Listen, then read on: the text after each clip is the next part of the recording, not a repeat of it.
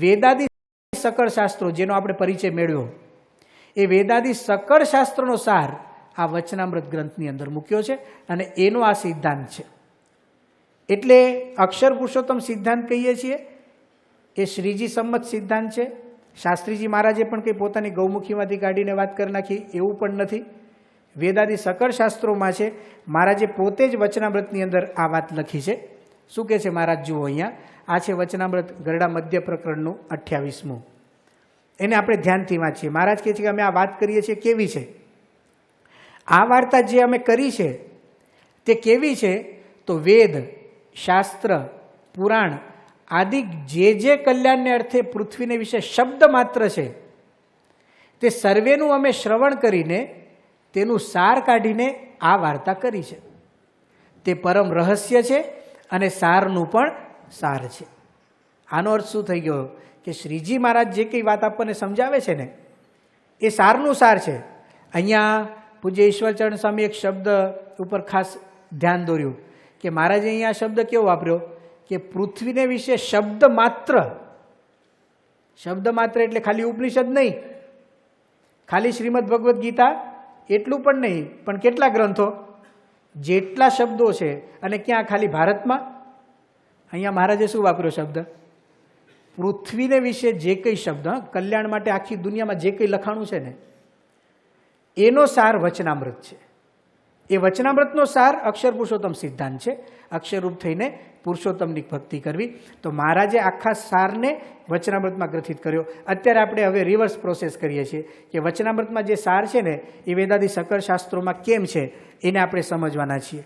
એની પહેલાં બીજા જે સંપ્રદાયો છે ભારતમાં, દાખલા તરીકે અદ્વૈત સંપ્રદાય છે, શંકરાચાર્યના પ્રવર્તક. વિશિષ્ટાદ્વૈત સંપ્રદાય છે, રામાનુજાચાર્ય એના પ્રવર્તક છે. દ્વૈત સંપ્રદાય છે, મધ્વાચાર્યના પ્રવર્તક છે. ઘણા બધા સંપ્રદાયો ભારત વર્ષમાં ચાલે છે. તો અહીંયા પહેલાં આપણે શું કરીએ? આપણા સંપ્રદાયની બીજા સંપ્રદાયની દ્રષ્ટિએ અક્ષર પુરુષોત્તમ સંપ્રદાયની વિશેષતા શું છે એ આપણે જોઈએ. અક્ષર પુરુષોત્તમ સિદ્ધાંતની વિશેષતા 3 વસ્તુઓને આપણે યાદ રાખીએ. હા, થોડુંક ધ્યાનથી સાંભળજો. 5 તત્વો, અક્ષર બ્રહ્મ અને પરબ્રહ્મનું પ્રગટપણું. આ 3 વસ્તુ એવી છે ને કે જે BAPS સિવાય ક્યાંય નથી. 3 ભેગી કરીને 5 તત્વની વાત શ્રીજી મહારાજે વચનામૃતમાં લખી. જીવ, ઈશ્વર, માયા, બ્રહ્મ અને પરબ્રહ્મ. હવે આ 5નો આંકડો છે ને એટલે જરા આપણે થોડીક નજર ફેરવીએ દુનિયા ઉપર. લોકો કેટલાક તત્વોને માને છે. શરૂઆત કરીએ બૌદ્ધ દર્શનથી. બૌદ્ધો છે ને એ લોકો કેટલા તત્વને માને? શૂન્ય. એકે તત્વને જ માનતા નથી. સર્વમ શૂન્યમ શૂન્યમ. આ દુનિયામાં કંઈ છે જ નહીં. તો કે આપણે બધા કંઈ નહીં, સપનું છે. આપણે બધા શું છીએ? સપનું. સપનું જોતા હોઈએ ને તો સપનામાં કેવું દેખાય? માણસો બોલતા હોય, ચાલતા હોય, ખાતા હોય, હસતા હોય. પણ જાગે એટલે બધું જતું રહે ને. બસ આ દુનિયામાં કંઈ છે જ નહીં, એક પણ તત્વ નહીં. શૂન્ય દર્શન એને કહેવાય. સર્વમ શૂન્યમ શૂન્યમ. કેટલાક લોકો એવા છે દુનિયામાં કંઈ જ નથી એવું માનવાળા છે, એટલે તો 0 ઉપર આવ્યા. એના પછી એક સંપ્રદાય એવો આવ્યો કે એક જ વસ્તુ દુનિયામાં છે, અદ્વૈત સંપ્રદાય. બ્રહ્મ સત્યમ જગત મિથ્યા, જીવો બ્રહ્મ એવ ના પરઃ. એક બ્રહ્મ જ સબર ભર્યો છે. બ્રહ્મ એટલે શું? એ કેવું હોય તો કે એ પૂછવાનું નહીં. કારણ શું? એક જ વસ્તુ છે ને. એ કેવું છે એમ કહો તો એમાં બીજી વસ્તુ આવી જાય. આપણે એમ કે લાલ છે, પીળું છે, તો વસ્તુ અને લાલ કલર બે ભેગું થાય ને, તો પાછી એક જ વસ્તુ છે એ સિદ્ધાંત ન રહે. તો શૂન્યમાંથી એક સંખ્યા ઉપર આવ્યા શંકરાચાર્ય. બ્રહ્મ સત્ય અને જગત મિથ્યા એવો સિદ્ધાંત શંકરાચાર્ય આપ્યો. એક ઉપરથી 3 ઉપર આવ્યા રામાનુજાચાર્ય કે એક જ વસ્તુ દુનિયામાં એ મનાતું નથી, તો બંધાય કોણ? બંધન કોને થાય? ભગવાનને જ થાય. મોક્ષ કોનો થાય? ભગવાનનો જ થાય. એક જ ને માને તો આ બધા બહુ મોટા પ્રશ્નો છે. મુક્તિ કોની? સાધના કોને કરવાની? ઉપાસના કોની કરવાની? આ બધા પ્રશ્નો ઊભા થયા ને એટલે એક તત્વ ઉપરથી 3 તત્વો ઉપર આવ્યા રામાનુજાચાર્ય. શ્રીજી મહારાજે સ્પષ્ટતા કરી કે 3 પૂરું નથી થતું. કેટલા તત્વો છે? 5 તત્વો. ત્રણ એક કયા? તો જીવ, ઈશ્વર અને માયા. આ ત્રણની વાત રામાનુજાચાર્ય કરી, પણ એમને ઈશ્વર એટલે ભગવાન સમજાવ્યા. એટલે ભગવાન છે, જીવાત્માઓ છે અને ત્રીજી માયા છે. આ ત્રણમાંથી બધું થાય. બે વસ્તુને ત્યાં ભૂલવામાં આવી. એ કઈ? આપણે જેને ઈશ્વર કહીએ છીએ, બ્રહ્માદિક દેવો છે ને બધા, એ બધા, અને જેને આપણે અક્ષર બ્રહ્મ કહીએ છીએ એ ગણતરી બહાર રહી ગયું. આ એક બહુ મોટું આશ્ચર્ય છે કે ઉપનિષદ જ્યારે વાંચીએ તો અમુક મંત્રો તો એવા છે કે બહુ સ્પષ્ટપણે આપણને ખબર પડે કે ભગવાન કરતાં કંઈક જુદી અને જીવાત્મા કરતાં કંઈક શ્રેષ્ઠ એવી વસ્તુ છે, એવું સ્પષ્ટ મંત્રમાં લાગે. એને આપણે નામ આપીએ છીએ અક્ષર બ્રહ્મ. પણ અત્યાર સુધીના ઇતિહાસમાં અક્ષર બ્રહ્મ નામનું તત્વ પરમાત્માથી જુદું હોય અને જીવાત્માથી એ જુદું હોય એવું કોઈ આચાર્ય લખીને ગયા નથી, જે શ્રીજીમાં આજે વચનામૃતમાં લખ્યું. અને એનું સ્પષ્ટ પ્રતિપાદન જેટલું શાસ્ત્રીજી મહારાજે કર્યું એટલું આપણા સંપ્રદાયમાં કોઈએ કર્યું નહીં. આ BAPSની બીજી વિશેષતા, અક્ષર બ્રહ્મનું નિરૂપણ કોઈ કરતું નથી. જે આપણે કરીએ છીએ એને આપણે જોવાના છીએ શાસ્ત્રોમાં હમણાં. અને ત્રીજી અને અતિ અગત્યની વાત એ છે કે ભગવાનના પ્રગટપણાની વાત તો ક્યાંય નથી, કોઈ સંપ્રદાયમાં નહીં. ભગવાનને માને છે એમાં આપણે ના નથી પાડતા. વૈષ્ણવ સંપ્રદાયો ઘણા બધા છે. ભગવાન થઈ ગયા એમ પણ માને છે. પણ એમ પૂછીએ, દાખલા તરીકે શ્રીમદ ભગવદ્ ગીતા ઉપર જ્યારે મહાનિબંધ લખાતો હતો ત્યારે ભારત દેશની અંદર જેટલા કંઈ સંપ્રદાયો ચાલે છે ત્યાં એ લોકોના આશ્રમોની અંદર ને એ લોકોના પંડિતોને આપણે કેટલાક પ્રશ્નો પૂછેલા. એમાં એક પ્રશ્ન આપણે એવો પણ પૂછતા હતા દરેકને કે જે રીતે અર્જુનને, શ્રીમદ ભગવદ્ ગીતામાં તો બહુ સ્પષ્ટ છે કે અર્જુનના રથની અંદર જ ભગવાન બેઠા હતા. અર્જુને પોતાના રથની અંદર કૃષ્ણ ભગવાનનો ફોટો તો મૂક્યો નહોતો, એવું તો કંઈ વર્ણન નથી. સાક્ષાત બિરાજમાન હતા. તો જેમ અર્જુનને સાક્ષાત ભગવાનની પ્રાપ્તિ થયેલી, રામાયણની અંદર સીતા કે હનુમાનજી કે લક્ષ્મણજીને સાક્ષાત રામચંદ્ર ભગવાનની પ્રાપ્તિ દેખાય છે, એમ આજે આપણને પણ પ્રગટ ભગવાન મળી શકે કે નહીં, આ પ્રશ્ન જ્યારે આપણે પૂછ્યો તો બધેથી જવાબ શેમાં આવ્યો? ના. ના. તો ભાઈ ભગવાનનું શું સમજવું? અત્યારે ભગવાન કેવી રીતે? તો કોઈ કહે છે કે મૂર્તિ રીતે, મૂર્તિમાં ભગવાન રહે. કોઈ શું કહે છે ગ્રંથમાં ભગવાન રહે. કોઈ શું કહે છે કે ભગવાનને તમે મનમાં યાદ કરો. કેવી રીતે? તો કે શાસ્ત્રમાં વર્ણન લખ્યું હોય ને એના આધારે કલ્પના કરવાની. જેમ કે લખ્યું હોય કે ભગવાન છે એ શ્વેત વર્ણી છે એટલે આપણે સફેદ રંગની કલ્પના કરવાની. એમને 1000 હાથ છે એટલે 1000 હાથ લાવી દેવાના. આ શું છે? શાસ્ત્રના આધારે મનની અંદર કલ્પના ઊભી કરવી. એવી રીતે સંપ્રદાય ચાલે છે. આપણા માટે ગૌરવની વાત શું છે કે આપણે છીએ ને ભગવાનનું પ્રગટપણું એટલે કેવી રીતે? જે રીતે આપણે માનવ સ્વરૂપે છીએ ને એવી જ રીતે ભગવાન સદાય માટે આપણી વચ્ચે આપણા સજાતીય થઈને રહે છે. શ્રીજી મહારાજ પોતે તો આ લોકની અંદર પધાર્યા, પણ પોતે જ્યારે પોતાની લીલા સંકેલી અને ત્યાર પછી બ્રહ્મ સ્વરૂપ ગુરુઓ દ્વારા પોતે પોતાનું પ્રગટપણું રાખ્યું. અને આ વાત છે ને આપણે ત્યાં છે એટલે એનો અર્થ એવો નથી કે આપણે ઊભી કરેલી છે. એ જ આપણે અહીંયા જોવાની છે હવે, કે જે વાત આપણે અહીંયા લખી 5 તત્વની વાત કે અક્ષર બ્રહ્મની વાત કે પરબ્રહ્મના પ્રગટપણાની વાત, ખરેખર એ શાસ્ત્રોનો સિદ્ધાંત છે. આપણે અક્ષર પુરુષોત્તમ સિદ્ધાંતને સમજવા જઈએ છીએ. બ્રહ્મ વિદ્યા એને કહેવામાં આવે છે.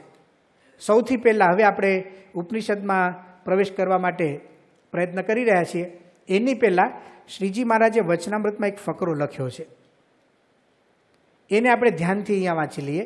એમાં મહારાજે બ્રહ્મ વિદ્યાનો અર્થ કર્યો છે.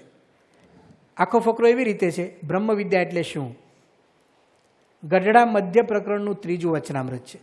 મહારાજ પોતે કહે છે હવે જે બ્રહ્મ જ્ઞાનનો માર્ગ છે, મહારાજ અહીંયા બ્રહ્મ જ્ઞાન શબ્દ વાપર્યો. જ્ઞાન શબ્દ વિદ્યાનો પર્યાય છે. વિદ્યા કહીએ કે જ્ઞાન કહીએ, બે એક જ છે. તો હવે જે બ્રહ્મ વિદ્યાનો માર્ગ છે તેમાં તો એમ સમજવું છે, હવે જો અહીંયા બ્રહ્મ અને પરબ્રહ્મની વાત આવશે. જે બ્રહ્મ છે તે તો નિર્વિકાર છે ને નિરંશ છે, માટે એ વિકારને પામે નહીં ને એના અંશ પણ થાય નહીં. અને એ બ્રહ્મને જે સર્વરૂપ કહે છે તેનું તો એમ છે જે એ બ્રહ્મ જે તે પ્રકૃતિ પુરુષ આદિક સર્વના કારણ છે.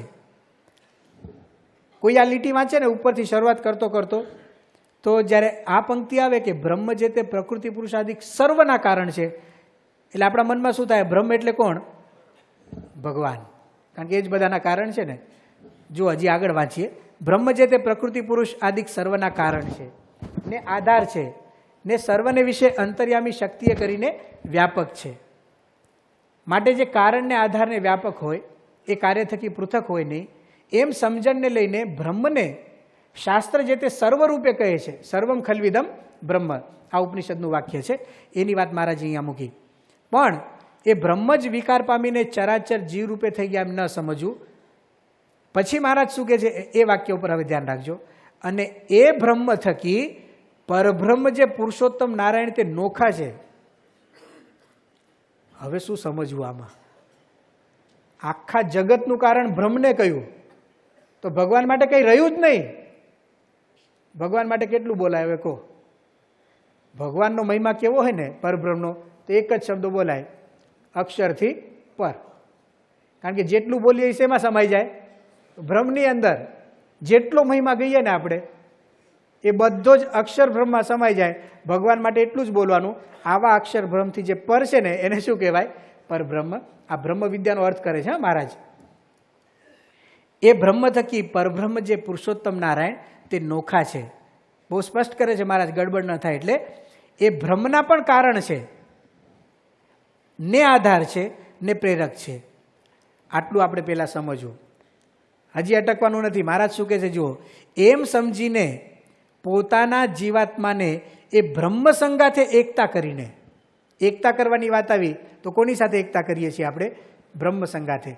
પ્રમુખ સ્વામી મહારાજના જે ફોટા હોય ને એની નીચે આપણે એમનું નામ લખીએ ને ત્યારે શું લખીએ છીએ? પ્રગટ બ્રહ્મ સ્વરૂપ. ગુણાતીત ગુરુઓની આ પરંપરા, અક્ષર બ્રહ્મ સ્વરૂપ ગુરુઓની આ પરંપરા છે. આપણે એમને બ્રહ્મ સ્વરૂપ કહીએ છીએ ને. મહારાજે સિદ્ધાંત અહીંયા મૂક્યો કે આપણો જે જીવાત્મા છે ને એ બ્રહ્મ સંગાથે એકતા કરવાની. સ્વામીનો ખરેખરો મહિમા શું છે? ગુણાતીતાનંદ સ્વામીથી લઈને પ્રમુખ સ્વામી મહારાજ એ બ્રહ્મ સ્વરૂપ ગુરુઓ છીએ ને. શું આપણે ક્યારે એવું વિચારી શકીએ કે આ પ્રમુખ સ્વામી મહારાજ છે પ્રકૃતિ પુરુષાદિક સર્વના કારણ છે? આવું તો આપણા મગજમાં જ ન આવે. હા, મહારાજ અહીંયા લખ્યું છે. આવી રીતે મોટા પુરુષનો મહિમા સમજવો અને આવા બ્રહ્મથી પરબ્રહ્મ તો એનાથી નોખા, એના પણ આધાર. એટલે શ્રીજી મહારાજની તો વાત જ થાય નહીં. એવી રીતે આપણે મહિમા સમજીએ. અને બ્રહ્મ સંગાથે એકતા એટલે શું? જે સત્પુરુષ આપણને મળ્યા, રાત દિવસ એનો આલોચ થાય, એમની સ્મૃતિ થાય, એમના સદગુણોનું ચિંતન થાય. અને જે કંઈ એ બ્રહ્મના ગુણો છે, જે શ્રીજીમાં જે મધ્યનું 31મું વચનાથ લખ્યું કે જો બ્રહ્મનો મનન કરતો થકો જો સંગ કરે ને તે બ્રહ્મના ગુણ છે એ કોનામાં આવી જાય? જીવને વિશે, એટલે કે આપણે વિશે પણ આવી જાય. એ ગુણો આપણામાં આવે એટલે બ્રહ્મ સંગાથે એકતા થઈ ગઈ એમ સમજવાની. એટલે મહારાજ અહીંયા કહે છે કે પોતાના જીવાત્માને એ બ્રહ્મ સંગાથે એકતા કરીને પરબ્રહ્મની સ્વામી સેવક ભાવે ઉપાસના કરવી. કેટલું મહારાજ સ્પષ્ટ કરે છે. આમાં કોઈ ગડબડ જ નથી. આ એક ફકરો એવો છે ને વચનામૃતમાં કે જેમ આપણે મોટા પુરુષના દર્શન કરીને કેટલો આનંદ થાય. તો કોઈ વેદાંત ભણેલો હોય ને એ જ્યારે આ વચનામૃતનો ફકરો વાંચે, અક્ષર પુરુષોત્તમ સિદ્ધાંત શું છે એને સમજાય જાય. બ્રહ્મરૂપ થઈને પરબ્રહ્મની ભક્તિ કરવાનો સિદ્ધાંત એને તરત સમજાય. એટલા અદ્ભુત આ શ્રીજી મહારાજના વાક્યો છે. મહારાજ કહે છે કે એવી રીતે સમજે ત્યારે બ્રહ્મજ્ઞાન છે તે પણ પરમ પદને પામ્યાનો નિર્વિઘ્ન માર્ગ છે. આ વચનામૃતની વાત સમજાવી. એનો સાર એટલો નીકળે કે બ્રહ્મ વિદ્યા એટલે શું? તો બ્રહ્મ અને પરબ્રહ્મ બંનેના સ્વરૂપનું યથાર્થ જ્ઞાન જો થાય તો બ્રહ્મ વિદ્યા કહેવાય. આ આખા ફકરાનું જો તાત્પર્ય કેવું હોય તો એટલું, બ્રહ્મ અને પરબ્રહ્મ. આપણે એને અક્ષર અને પુરુષોત્તમ કહીએ છીએ. અક્ષર બ્રહ્મ અને પુરુષોત્તમ. બીજા શબ્દોમાં એમ કહી શકાય કે બ્રહ્મ વિદ્યા એટલે શું? તો અક્ષર અને પુરુષોત્તમ. અહીંયા પુરુષોત્તમ નારાયણ શબ્દ વાપર્યો છે. અક્ષર અને પુરુષોત્તમનો યથાર્થ મહિમા સમજાય એટલે બ્રહ્મ વિદ્યા કહેવાય. એટલે બ્રહ્મ વિદ્યામાં બે વસ્તુ આવી, અક્ષર અને પુરુષોત્તમ. આપણો અક્ષર પુરુષોત્તમ સિદ્ધાંત એ બ્રહ્મ વિદ્યા છે. જે વચનામૃતમાં લખ્યું છે એનું જ પ્રતિબિંબ હવે આપણે ઉપનિષદમાં જોવાના છીએ. આ મુંડક ઉપનિષદનું વાક્ય છે. અથર્વવેદનું આ ઉપનિષદ છે. બ્રહ્મ વિદ્યાનું લક્ષણ આમાં કર્યું છે. જુઓ વાક્ય જ કેવું છે, યેન અક્ષરમ પુરુષમ વેદ સત્યમ પ્રોવાચ તામ તત્વતો બ્રહ્મ વિદ્યામ. આનું ગુજરાતી એવું થાય, જો અક્ષર અને પુરુષ શબ્દ વપરાણા જ છે, પુરુષ એટલે પુરુષોત્તમ છે ત્યાં, એનું ગુજરાતી એવું થાય કે જેના વડે અક્ષર અને પુરુષોત્તમનું તત્વે કરીને જ્ઞાન થાય તે બ્રહ્મ વિદ્યા. આ વાક્ય મુંડક ઉપનિષદનું, અને આપણે હમણાં જોયું એ વાક્ય હતું વચનામૃતનું. સીધું જ પ્રતિબિંબ છે ને. અહીંયા પણ અક્ષર અને પુરુષ. હજી આપણા મનમાં એમ છે કે આ વાક્ય અક્ષર ને પુરુષોત્તમની વાત કરે છે, મુંડક ઉપનિષદનું, આગળ પાછળ શું વાતો છે બધી. તો થોડા સમય માટે હવે આપણે બધા જ છે ને ઉપનિષદના વિદ્યાર્થીઓ થઈ જઈએ. મુંડક ઉપનિષદને થોડી વાર માટે ભણીએ. ભણીએ એટલે શું? તમારે ખાલી કાન દઈને સાંભળવાનું નહીં, પણ મન દઈને સમજવાનું પણ ખરું. એ વાક્યોને તમે સમજશો ને મુંડક ઉપનિષદના ક્રમમાં જ આપણે લેવાના છીએ, અને એમાં જે જગ્યા ઉપર આ નંબર મૂક્યો છે ત્યાં સુધી આપણે જઈશું, અને નિર્ણય આપણે સૌ કરીશું. ભલે તમે સંસ્કૃત ભણ્યા નથી, પણ મને વિશ્વાસ છે કે એના જે મંત્રો છે ને એનો ભાવ તો તમે 100% સમજી શકશો. ઉપનિષદ એમ કહે છે, યેના અક્ષરમ પુરુષમ વેદ સત્યમ પ્રોવાચતામ તત્વતો બ્રહ્મ વિદ્યામ. એટલે કે જેના વડે અક્ષર અને પુરુષોત્તમનું, અને શબ્દ આપણે વચ્ચે લખ્યો, અક્ષર અને પુરુષોત્તમનું તત્વે કરીને જ્ઞાન થાય એ બ્રહ્મ વિદ્યા. જો આ મુંડકનું વાક્ય હોય તો શું વાતો થઈ છે એ આપણે એમાં જોઈએ. મુંડક ઉપનિષદ બરાબર શબ્દોને ધ્યાનથી જોજો, અને જે વાત થાય છે એને સાંભળીને સમજવા પ્રયત્ન કરજો. પહેલો જ મંત્ર છે 111. બ્રહ્મા દેવાનામ પ્રથમ સંબભૂવ વિશ્વસ્ય કર્તા ભુવનસ્ય ગોપ્તા સ બ્રહ્મ વિદ્યામ સર્વ વિદ્યા પ્રતિષ્ઠામ અથર્વાય જ્યેષ્ઠપુત્રાય પ્રાહ. વાત એવી છે આ મંત્રની કે બ્રહ્માજી દેવતાઓમાં પહેલાં થયા. એટલે કે ભગવાને આ વિશ્વની સૃષ્ટિ કરી તો પહેલાં કોને બનાવી દીધા? બ્રહ્માજીને. અને પછી બ્રહ્માજી વિશ્વની સૃષ્ટિ કરે. બ્રહ્મા વિષ્ણુ ને મહેશ નામ 3 સાંભળીએ છીએ ને, તો ભગવાન પહેલાં એ લોકોને બનાવે. એ 3 જણા કેવા છે? દરેક બ્રહ્માંડમાં હોય. બ્રહ્મા દેવાનામ પ્રથમ સંભભુવ, સૌથી પહેલાં બ્રહ્મા બનાવવામાં આવ્યા. બ્રહ્માજી એટલે વિશ્વસ્ય કરતા ભુવનસ્ય ગોપ્તા, એમને ત્યાર પછીની સૃષ્ટિ ભગવાનની ઈચ્છાથી બનાવી. પણ ભગવાને જ્યારે બ્રહ્માજીને બતાવે ને ત્યારે એમના અંતઃકરણમાં બ્રહ્મ વિદ્યા મૂકી. બ્રહ્મ વિદ્યા શબ્દ વંચાય છે અહીંયા આપણને. એ બ્રહ્મ વિદ્યા માટે એક વિશેષણ મૂક્યું, સર્વ વિદ્યા પ્રતિષ્ઠામ. જેટલી દુનિયામાં વિદ્યાઓ છે ને એની પ્રતિષ્ઠા રૂપે, એટલે એના આધાર રૂપે બ્રહ્મ વિદ્યા છે. એ બ્રહ્માજીને સૌથી પહેલાં ભગવાને આપી. એ બ્રહ્માજીએ એમનું પ્રવર્તન કર્યું. એમણે પોતાના મોટા દીકરાને, અથર્વા નામનો એમનો દીકરો હતો, એને એ બ્રહ્મ વિદ્યા કહી, એટલે જેનાથી એનું પ્રવર્તન થાય. અને ત્યાર પછી છે ને ગુરુ શિષ્ય પરંપરા ચાલી. કોની? બ્રહ્મ વિદ્યાની. આ બ્રહ્મ વિદ્યાનું પ્રકરણ ચાલે છે. એ પરંપરાની અંદર શૌનક નામનો એક શિષ્ય છે, અને અંગીરા એમના ગુરુનું નામ છે. તો શૌનક નામના શિષ્યએ એના ગુરુને પ્રશ્ન પૂછ્યો. એનું વાક્ય અહીંયા લખ્યું છે, હે ગુરુદેવ, શેને જાણવાથી આ બધું જ જણાઈ જાય? પ્રશ્ન કેટલો આધુનિક છે વિચાર કરો. હવે શિષ્યની ઈચ્છા કેવી છે? અમુક વસ્તુ નથી જાણવી. એને ખબર પડી ગઈ કે દુનિયામાં કેટલું જાણીએ, પાર આવે એવું નથી. એટલે એકદમ શોર્ટકટ પૂછ્યો એને, એક વસ્તુ એવી બતાવો કે જેને જાણવાથી બધું જ જણાઈ જાય. બ્રહ્મ વિદ્યાનું પ્રકરણ ચાલે. સંસ્કૃત વાક્ય ત્યાંનું એવું છે, શૌનકો હવૈ મહાશાલો અંગીરસમ વિધિવત ઉપસન્ન પપ્રચ્છ. વિધિવત ઉપસન્ન એટલે શું? એકદમ વિધિ પ્રમાણે શરણાગતિ લીધી. આપણે ત્યાં કોઈ પણ ગુરુને પ્રશ્ન કરવો હોય ને ત્યારે એની વિધિઓ હોય છે. તદ વિધિ પ્રણિપાતેન પરિપ્રશ્નેન સેવયા. ગુરુ પાસે જઈએ ત્યારે પહેલાં પ્રણિપાત કરવા જોઈએ, પછી પરિપ્રશ્ન એટલે જે કંઈ વાત થઈ ધ્યાનથી સાંભળીને એમાં જે ન સમજાતું હોય આદરપૂર્વક પૂછવું જોઈએ, અને ગુરુની સેવા કરવી જોઈએ. આ રીતે વિદ્યા પ્રાપ્ત થાય, જે આધુનિક શિક્ષણમાં નથી.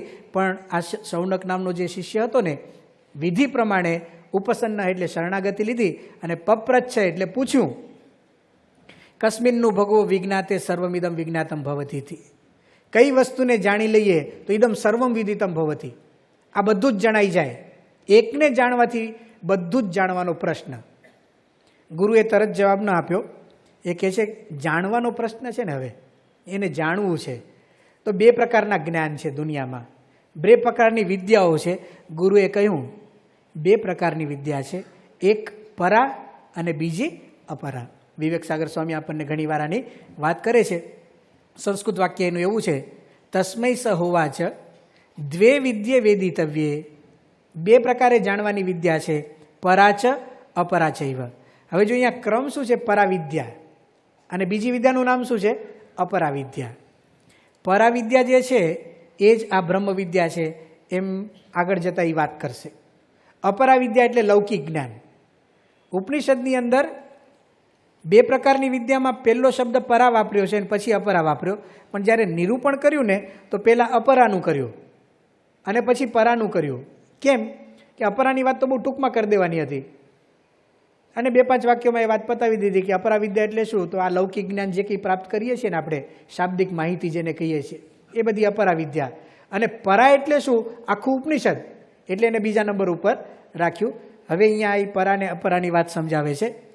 જુઓ, અપરાવિદ્યા એટલે લૌકિક શાબ્દિક જ્ઞાન અને પરાવિદ્યા એટલે અંગીરા કહે છે અથ પરા.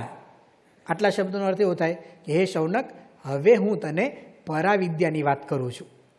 પહેલું જ વાક્ય વાંચો અહીંયા સંસ્કૃતમાં, યયા તદ અક્ષરમ અધિગમ્યતે. પરાવિદ્યાની હું તને વાત કરું છું. પહેલો જ શબ્દ અક્ષર આવ્યો કે જેનાથી અક્ષરનું જ્ઞાન થાય, જેના વડે અક્ષરનું જ્ઞાન થાય. યયા તદ અક્ષરમ અધિગમ્યતે. આનો અર્થ એવો થયો કે જેણે અક્ષરનું જ્ઞાન છે તો જ સમજવું કે પરાવિદ્યા છે, તો જે બ્રહ્મવિદ્યા છે. બ્રહ્મવિદ્યાની વ્યાખ્યામાં આપણે 2 વાત જોઈ લી. ખાલી અક્ષર નહીં, બીજું કોણ હતું? પુરુષોત્તમ. પુરુષોત્તમની વાત આવશે. પેલા અક્ષરનું કેટલું પ્રતિપાદન છે એ જોજો અહીંયા. અથ પરા યયા તદ અક્ષરમ અધિગમ્યતે, જેના વડે અક્ષરનું જ્ઞાન થાય.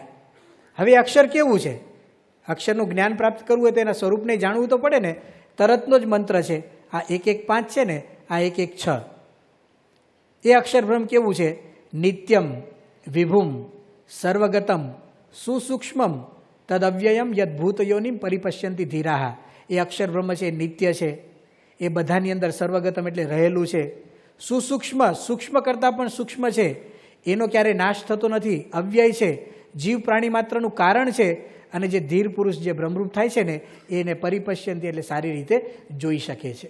અક્ષરનો મહિમા તરત જ પરાવિદ્યામાં શરૂઆતમાં કહ્યો. હજી અટકતા નથી.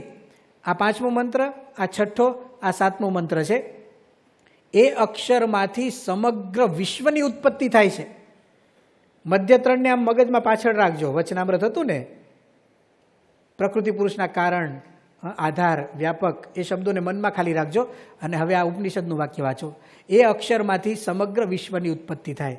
આ ગુજરાતી લખ્યું, એનું સંસ્કૃત વાક્ય કેવું છે? ત્યાં યથા ઉર્ણનાભિ સૃજતે ગૃહ્ણતે ચ. 3 દાખલા આપીને આ વાત સમજાવે છે. યથા પૃથિવ્યામ ઔષધય સંભવંતી, યથા સતઃ પુરુષાત કેશલોમાની જાયંતે, તથા અક્ષરાત સંભવતી ઇહ વિશ્વમ.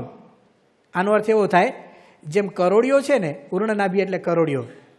કરોડિયો પોતાની જ લાડથી જાળું બાંધે અને જો ઈચ્છા થાય ને તો એ જ લાડ પાછી ગળી જાય ને જાળું આખું જાળું છે ને પોતે ગળી જાય. એમ અક્ષર બ્રહ્મ છે ને, અનંત કોટી બ્રહ્માંડની સૃષ્ટિ કરે અને પાછું પોતાની અંદર લય પમાડી દે. બીજો દાખલો, જેમ પૃથ્વીની અંદર ઔષધય એટલે બધા વનસ્પતિ થાય ને ઔષધિની, એ જેમ ઉગે છે એમ અક્ષર બ્રહ્મની અંદર અનંત કોટી બ્રહ્માંડો છે ને એ ઉગી નીકળે છે. ત્રીજું દ્રષ્ટાંત આપ્યું, યથા સતઃ પુરુષાત કેશલોમાની જાયંતે. સતઃ એટલે જે માણસના શરીર ઉપર રૂવાડા કેમ થાય છે, એવી રીતે અક્ષર બ્રહ્મની અંદર અનંત કોટી બ્રહ્માંડ થાય છે. લોયાનું 12મું વચનાત વાંચીએ ને, એની અંદર મારે જ એક વાક્ય લખ્યું છે અક્ષર બ્રહ્મ માટે, કે જેના રૂવાડાના વિશે અનંત કોટી બ્રહ્માંડ છે ને ઉડતા ફરે છે. કોની જેમ? અણુની જેમ. એ વાક્ય અહીંયા છે કે યથા સતઃ પુરુષાત કેશલોમાની જાયંતે. જેમ પુરુષની અંદર રૂવાડા થાય ને એમ અક્ષર બ્રહ્મની અંદર વિશ્વની ઉત્પત્તિ થાય. તથા અક્ષરાત સંભવતી ઇહ વિશ્વમ. જોવાની બાબત એ છે ભાઈઓ, અહીંયા પરાવિદ્યાનું નિરૂપણ શરૂ કર્યું અને સીધા જ કોના નિરૂપણ ઉપર ઉતરી ગયા? અક્ષરના નિરૂપણ ઉપર. હવે આપણે અક્ષર માટે બીજો શબ્દ શું વાપરીએ છીએ? બ્રહ્મ. અક્ષર બ્રહ્મ બોલીએ છીએ ને, તરત જ એ જ ઉપનિષદમાં 115 1-1-6, 1-1-7 અને એના પછીનો મંત્ર શું છે? આ 1-1-8. તરત જ એ અક્ષર છે ને એને બ્રહ્મ શબ્દથી પણ કહી દીધું. જો અહીંયા વાક્ય વાંચો, તપસા ચીયતે બ્રહ્મ. એ બ્રહ્મ છે ને એ જ અનંતકોટી બ્રહ્માંડનું કારણ છે, એ જ આનો અર્થ થાય છે. વિશેષ વર્ણન એમનું કરે છે. એ બ્રહ્મ કેવું છે? યહ સર્વજ્ઞ, એ બધું જ જાણે છે. યસ્ય જ્ઞાનમયમ તપઃ, એમનું જે તપ છે ને એ જ્ઞાન રૂપે છે. તસ્માત એતદ બ્રહ્મ, એટલે આને બ્રહ્મ કહેવામાં આવે છે. એટલે પહેલો શબ્દ અક્ષર અને અક્ષરની જગ્યાએ બીજો શબ્દ કયો આવ્યો? બ્રહ્મ. બેને ભેગા કરો એટલે કયો શબ્દ બને? અક્ષર બ્રહ્મ. આપણે એને અક્ષર બ્રહ્મ કહીએ છીએ. પહેલો ખંડ ત્યાં પૂરો થયો. જો ફરીથી જોઈ લો, એ 1-1-9 આવ્યું ને એટલે એક અધ્યાય પૂરો થયો, એક ખંડ ઉપનિષદનો પૂરો થયો. હવે તરત ઉપનિષદ આગળ જાય છે. બીજા ખંડની અંદર ઘણા બધા મંત્રો છે, પણ હવે બ્રહ્મ વિદ્યાનું બીજું ઘટક અક્ષર પછી બીજું નામ કોનું આવે છે? પુરુષોત્તમનું. હવે જુઓ, પુરુષ શબ્દથી પુરુષોત્તમનું વર્ણન બીજા ખંડમાં. તપશ્રદ્ધે હિ ઉપવસંતિ અરણ્યે શાંતા વિદ્વાંસો ભૈક્ષચર્યામ ચરંતઃ સૂર્યદ્વારેણ તે વિરજાહ પ્રયાંતિ યત્ર અમૃતઃ સહ પુરુષ અવ્યયાત્મા. આ મંત્રનો અર્થ કેવો થાય છે કે જે લોકો તપનું આચરણ કરે, શ્રદ્ધાપૂર્વક અરણ્યમાં જઈને એટલે એકાંતમાં જઈને સાધના કરે અને પોતાના મનને શાંત કરે, જ્ઞાનને પ્રાપ્ત કરે, એવી જે વ્યક્તિઓ છે એ લોકો ભગવાનના ધામમાં જાય છે. વિરજાહ પ્રયાંતિ, વિરજા એટલે રજોગુણ તમોગુણ સત્વગુણથી રહિત થઈને, પ્રયાંતિ એટલે ભગવાનના ધામમાં જાય છે. યત્ર, જે ભગવાનના ધામની અંદર એટલે કે અક્ષરધામમાં, અમૃત સ પુરુષ, એ અક્ષરધામની અંદર પુરુષ એટલે પુરુષોત્તમ પરમાત્મા રહે છે. એટલે બ્રહ્મ વિદ્યાનો બીજું ઘટક આવી ગયું પુરુષ શબ્દથી પુરુષોત્તમ. અક્ષર અને પુરુષ આ બેનું વર્ણન કરીને પછી અહીંયા 11મો મંત્ર, 12મો મંત્ર અહીંયા લખ્યો નથી, આપણે નિરૂપણમાં એની જરૂર નથી એટલે લખ્યો નથી. મંત્ર એવો છે, તદ વિજ્ઞાનાર્થમ, વચ્ચેનો મંત્ર બોલું છું, ખાલી જગ્યાવાળો. તદ એટલે શું? જે અક્ષરનું નિરૂપણ થયું એને જાણવા માટે, અને અહીંયા જે પુરુષ શબ્દથી પુરુષોત્તમનું નિરૂપણ થયું એ પુરુષોત્તમને જાણવા માટે. તદ વિજ્ઞાનાર્થમ સ ગુરુમેવા વિગચ્છેત, એને કોઈક ગુરુ પાસે જવું પડશે. એ ગુરુ કેવા? સમિત પાણી શ્રોત્રિયમ બ્રહ્મનિષ્ઠમ, એ ગુરુ શ્રોત્રિય બ્રહ્મ અને નિષ્ઠ હોવા જોઈએ, પરમાત્માની અંદર નિષ્ઠાવાળા હોવા જોઈએ અને પોતે બ્રહ્મ સ્વરૂપ હોવા જોઈએ. એ વચ્ચેનો મંત્ર છે. અને ત્યાર પછી હમણાં આપણે શરૂઆતમાં જોયો ને એ મંત્ર આવે છે, યેન અક્ષરમ પુરુષમ વેદ સત્યમ પ્રોવાચતામ તત્વ તો બ્રહ્મ વિદ્યા. હવે તમે આ વાક્યને વાંચો કે બ્રહ્મ વિદ્યા એટલે શું? તો જેના વડે અક્ષર અને પુરુષોત્તમનું તત્વે કરીને જ્ઞાન થાય. જે શરૂઆતમાં જોયું હતું ને એ વાક્ય અહીંયા છે. આનો અર્થ શું થઈ ગયો કે પરાવિદ્યા એટલે અક્ષર અને પુરુષોત્તમ બંનેનું જ્ઞાન. હવે આપણા મનની અંદર દૂર દૂર એક શંકા થતી હશે. કેવી? કે આ તો આપણે બેહાડી દીધું, બરાબર છે. કોક આપણને પૂછે કે આ લીટીનો તમે અર્થ એમ કરો છો, યેન અક્ષરમ પુરુષમ વેદ, તો આમાં તો અક્ષરમ પુરુષમ ભેગું જ છે, અને જેવો કોઈ શબ્દ જ નથી અહીંયા, બરાબર ને? એ તો મેં ગુજરાતીમાં લખ્યો છે.